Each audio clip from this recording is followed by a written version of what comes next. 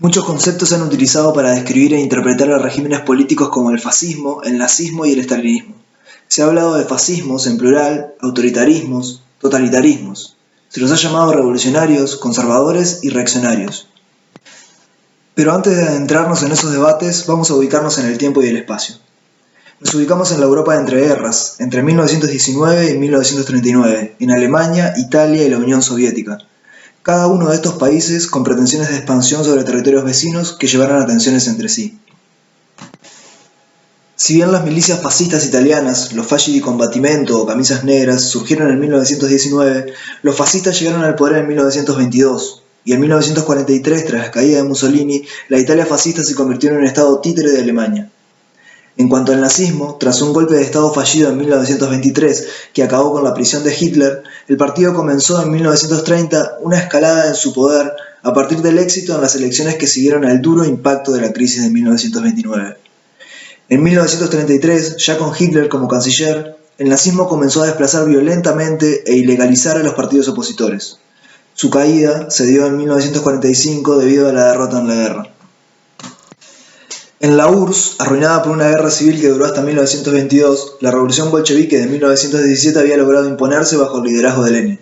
Pero Lenin murió en 1924 y durante los años siguientes, varios líderes se disputaron el poder. Recién en 1927 uno de ellos, Joseph Stalin, logró derrotar políticamente y exiliar a su principal competidor, León Trotsky.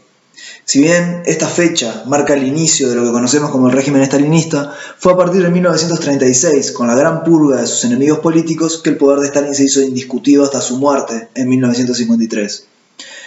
Ya ubicados en el tiempo y el espacio, comencemos ahora sí a analizar estos regímenes. El fascismo italiano y el nazismo suelen ser incluidos dentro de una misma familia política, la de los fascismos, en plural. ¿Qué similitudes tienen? Empecemos por su acceso al poder. Suele decirse que conquistaron el gobierno a través de las elecciones, por vías democráticas. ¿Fue así? Bueno, no tanto. El fascismo italiano integró una coalición en las elecciones de 1921 que estuvo muy cerca en cantidad de votos del ganador Partido Socialista. Pero no fue su poder electoral, sino su violencia en las calles, el temor del rey italiano ante el avance del comunismo y sobre todo la extraordinaria demostración de poder de las milicias fascistas marchando amenazadoramente sobre Roma, lo que puso a Mussolini al frente del gobierno en 1922. En Alemania, tras un fallido golpe de Estado, el partido nazi optó por las elecciones y obtuvo un enorme crecimiento electoral tras la crisis del 29, explotando el descontento social en Alemania, que estaba sumida en la miseria. Pero con Hitler nombrado canciller en 1933, lo que dio un poder total al nazismo fue su ataque e ilegalización de los demás partidos políticos tras el oscuro suceso del incendio del Parlamento alemán. En segundo lugar, es necesario ver sus similitudes ideológicas. El nazismo y el fascismo eran furibundamente anticomunistas, pero en eso no eran tan diferentes de los gobiernos liberales de Francia y Gran Bretaña, que de hecho los toleraron por ser una barrera eficaz contra el comunismo. Sin embargo, los fascismos se oponían también a la democracia liberal y se presentaban como una vía alternativa, ni comunismo ni liberalismo. Si bien los fascistas eran revolucionarios en lo político porque planteaban regímenes completamente nuevos, eran conservadores en lo económico, pues no buscaron introducir cambios en el capitalismo. ¿Pero qué tenían de revolucionarios? Para empezar, eran regímenes de masas, con un gran apoyo del pueblo que, si bien no participaba en política de forma auténtica y con poder de decisión, sí aclamaban al líder y al partido. Eran además regímenes donde un partido único era el representante auténtico de la nación y capaz de dirigir sus destinos. Eran profundamente jerárquicos y se seguía un líder incuestionable. Eran además regímenes ultranacionalistas. Su función era el engrandecimiento de sus naciones, convertirlas en potencias y estimular el orgullo nacionalista entre sus habitantes. Mientras los fascistas italianos planeaban recrear el Imperio Romano y expandirse sobre el Mediterráneo y África, los alemanes buscaban cumplir el sueño de la Gran Alemania, esto es, anexar todos los territorios de Europa Central con habitantes de habla alemana. A esto debe sumarse otro rasgo importante, su culto a la violencia política contra sus opositores y a la guerra, que puede resumirse muy bien en la frase de los artistas futuristas italianos: la guerra es la única higiene del mundo, el único instrumento para generar cambios verdaderos.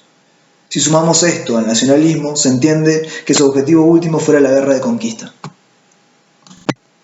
Pero ambos regímenes no eran idénticos. La teoría racista y la violencia antisemita del nazismo no era propia del fascismo italiano, que solo la siguió tras su alianza con Alemania durante la guerra. Pero ¿qué hay del estalinismo?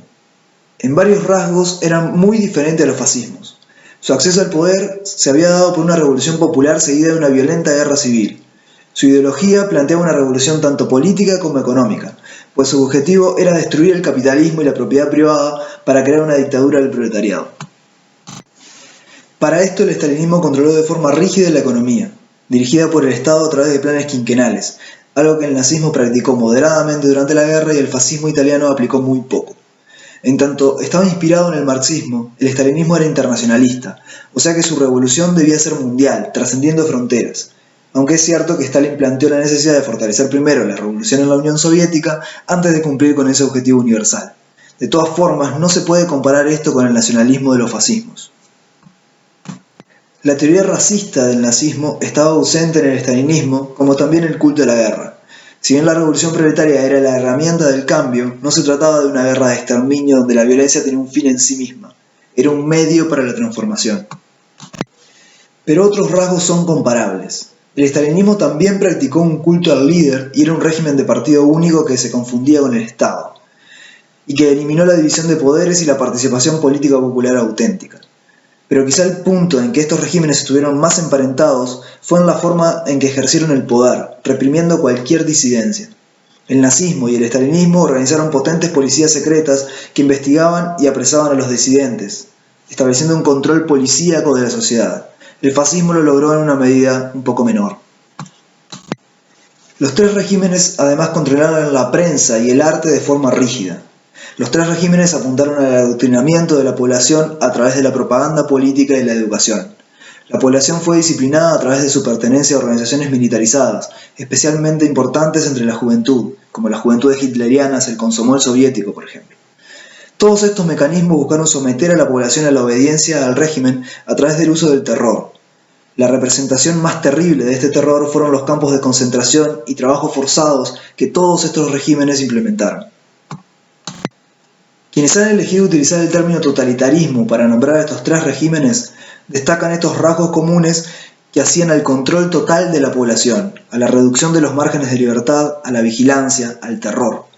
Sin embargo, quienes critican el uso del concepto sostienen que no contempla las enormes diferencias en la ideología y los objetivos de los tres regímenes, prefiriendo mayormente analizar a los fascismos, el fascismo italiano y el nazismo por un lado, y al estalinismo por otro.